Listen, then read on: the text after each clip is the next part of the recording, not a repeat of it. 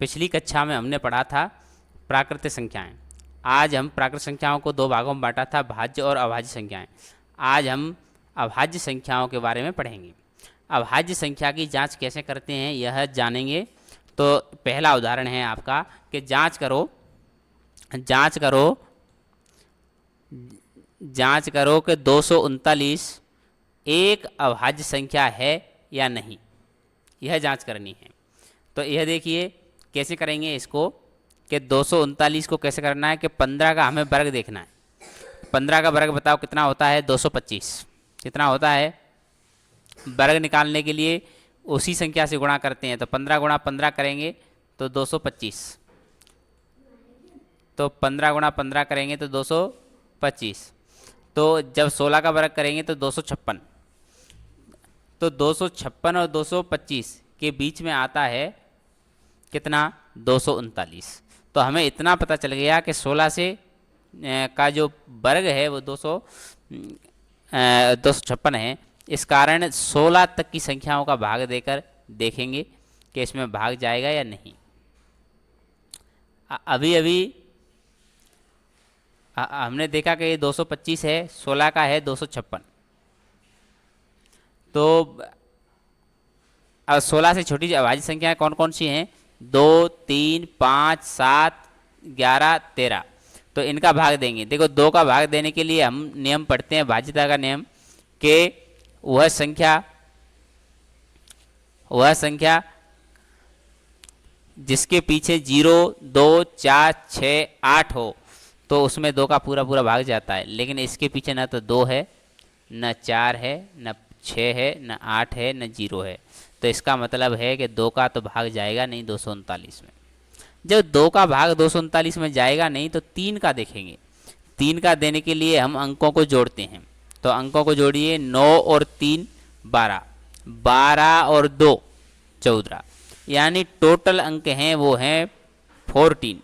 और 14 में 3 का भाग जाता नहीं। यदि हम इनको जोड़ेंगे कि 2 प्लस 3 प्लस 9, तो 2 प्लस 3 5, 5 और 9 14, 14 में 3 का भाग जाता नहीं। तो ये मतलब 3 का भी भाग नहीं जाएगा। अब 5 का भाग देखेंगे तो 5 का देखेंगे तो पीछे क्या होना चाहिए? संख्या के पीछे इकाई अंक या तो 0 होना चाहिए या 5। तो यह इकाई अंक ना तो 0 है ना 5 है, तो इस 5 का भी भाग नहीं जाएगा। 7 का देखेंगे। 7 का 3 बार 7 3 21, 21 इसमें 23 में से घटाएंगे तो 2, ये हो जाएगा 29। 29 में 7 का भाग नहीं जाता, मतलब इसमें भी 7 का भाग नहीं जाएगा। 11 का भाग देखेंगे तो विषम संख्या और सम संख्या अंकों को जोड़ते हैं। तो 2 और 9 11, 11 में से 3 जाएंगे तो बचेंगे 7, इसमें मतलब 11 का भी भाग नहीं जाएगा। 13 का देखेंगे, 13 कम 13, 13 दूना 26 ज़्यादा हो जाएंगे। तो ये बच्चा आपके 7 और 3 10, 109, 13 का भी नहीं जाता। तो जब हमने देखा कि न तो 2 का जाएगा, न 3 का भाग जाएगा, न 5 का जाएगा, न 7 का जाएगा, 7 का न 11 का जा रहा, न 13 का, तो अब इसके 2 ही गुणनखंड हैं। एक तो 239 में 1 का भाग जाएगा और स्वयं का भाग जाएगा। इस कारण हमने पहले ही पढ़ा था, पहले जो PDF में पढ़ चुके हैं हम। ये देखिए कि 1 से बड़ी ऐसी प्राकृतिक संख्याएं जिनका स्वयं व 1 के अलावा कोई गुणनखंड नहीं होता है, उन्हें क्या कहा जाता है? अभाज्य संख्याएं। तो यहाँ हमने देखा कि 239 के 2 ही गुणनखंड हैं, एक तो है 1 और एक है स्वयं। तो इसलिए यह कौन सी संख्या है? ये है अभाज्य संख्या। कौन सी संख्या है? अभाज्य संख्या। अभाज्य संख्या है। तो इस प्रकार हमने इसको जांच किया। 239 इन सभी संख्याओं से विभाजित नहीं है, अतः 239 एक अभाज्य संख्या है। अब पढ़ेंगे हम भाज्य संख्याएं। तो ऐसी प्राकृतिक संख्याएं जिनका स्वयं और 1 के अलावा कम से कम एक भाजक होता है, ऐसी संख्याएं जिनके कहें कि गुणनखंड 2 से अधिक होते हैं, या फिर या कहें कि 1 और स्वयं का भाग तो जाता ही है लेकिन किसी न किसी एक संख्या का और भाग जाएगा, तो उसे हम क्या कहेंगे? भाज्य संख्याएं। क्या कहेंगे? भाज्य संख्याएं। भाज्य संख्याएं, प्रत्येक भाज्य संख्या n, मान लो कोई भाज्य संख्या है n, अपने अभाज्य गुणनखंडों के रूप में लिखी जा सकती है। यहाँ देखिए प्रत्येक भाज्य संख्या n अपने अभाज्य गुणनखंडों के रूप में लिखी जा सकती है।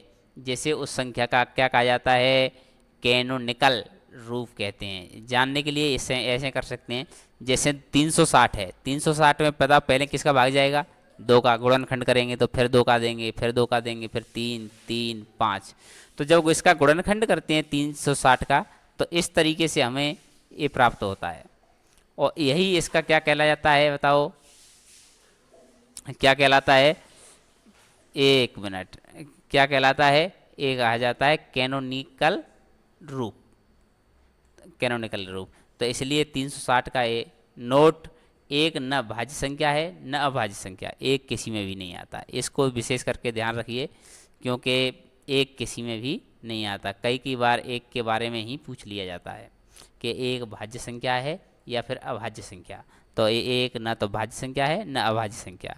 आपको अपना समय देने के लिए बहुत बहुत धन्यवाद।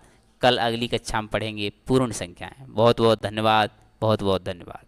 जय हिंद, जय भारत।